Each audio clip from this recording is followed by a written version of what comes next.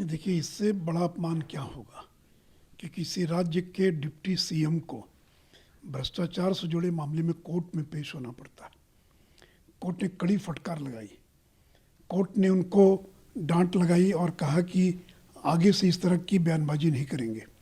देखो, तो वो धमकी दे रहे थे सीबीआई को, यानी जो जांच कर रहा है उसी को धमकी दे रहे हैं कि कल रिटायर नहीं करोगे क्या, तुम्हारे बच्चे नहीं है क्या, यानी देख लेंगे रिटायरमेंट के बाद तुम लोगों को। तो इसलिए इससे ज़्यादा अपमान कुछ नहीं हो सकता है। ठीक है, कोर्ट ने उनकी बेल को रद्द नहीं किया, लेकिन आपको जिस तरह से माफ़ी मांगनी पड़ी एक प्रकार से, तो यही बहुत बड़ा अपमान है डिप्टी सीएम का। और सबसे बड़ी बात है कि नीतीश कुमार जैसा व्यक्ति जो कहता था कि भ्रष्टाचार और अपराध से कोई समझौता नहीं करेंगे, उन्होंने आईआरसीटीसी घोटाला जो करीब 750 करोड़ के से ज़्यादा का घोटाला है, उसमें एक एक्यूज़ जो चार्जशीटेड है, जो बेल पर है, उसको अपने डिप्टी सीएम बना कर रखा है। और यही नीतीश कुमार, ललन सिंह, जिन लोगों ने इस घोटाले के सारे कागजात सीबीआई को उपलब्ध कराए, इन्होंने जिस घोटाले को उजागर किया और इसी घोटाले के कारण उन्होंने पिछली बार गठबंधन तोड़ दिया और फिर उन्हीं से हाथ मिला लिया। तो इसलिए सीबीआई जो गई थी कोर्ट के अंदर, तो एक चेतावनी तो उनको मिली है कम से कम कि भविष्य में हम इस प्रकार की धमकी नहीं देंगे। बड़े पद पर लोग बैठे लोगों को और जिम्मेदार भाषा का बोलना चाहिए।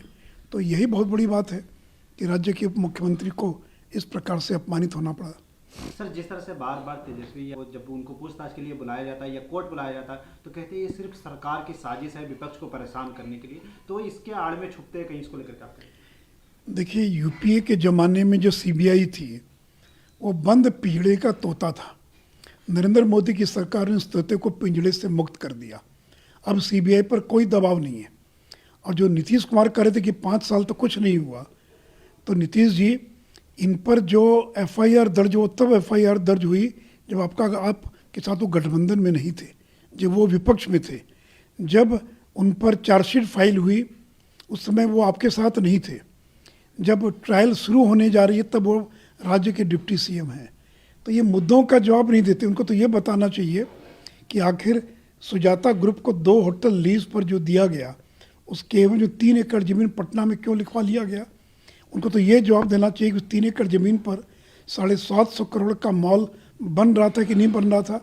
तो उन बातों का जवाब देने के बजाय एक रटा रटाया उत्तर देते हैं कि फंसा दिया गया, हम चूँकि विपक्ष में हैं, हम उनके विरोध में हैं, इसलिए हम पर बदले की भावना से कार्रवाई की जा रही है। तो भाई, बदले की भावना से कार्रवाई की जा रही है तो मुद्दों पर भी तो जवाब दीजिए, लेकिन इनके पास मुद्दों का कोई जवाब नहीं।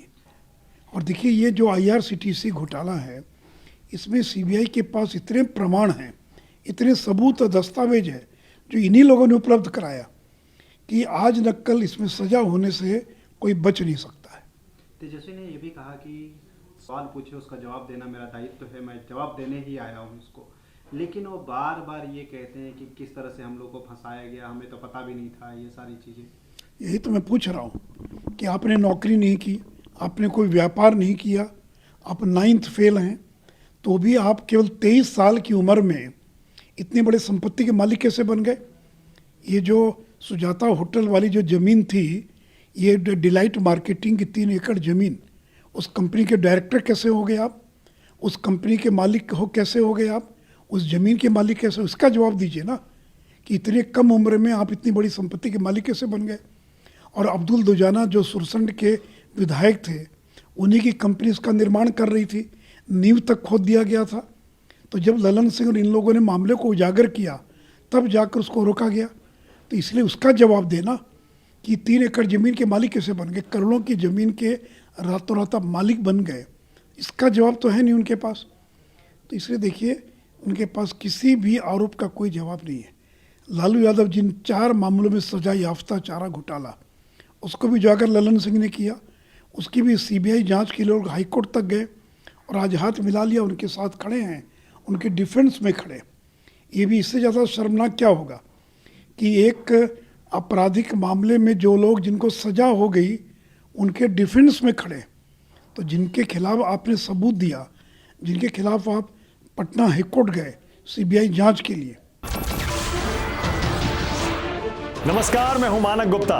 अगर आपको हमारा ये वीडियो पसंद आया हो तो इसे लाइक और शेयर जरूर करें, और हाँ, हमें सब्सक्राइब और फॉलो करना ना भूलें ताकि आप देश और दुनिया की कोई खबर मिस ना करें। तो जुड़े रहिए हमारे साथ और देखते रहिए News 24।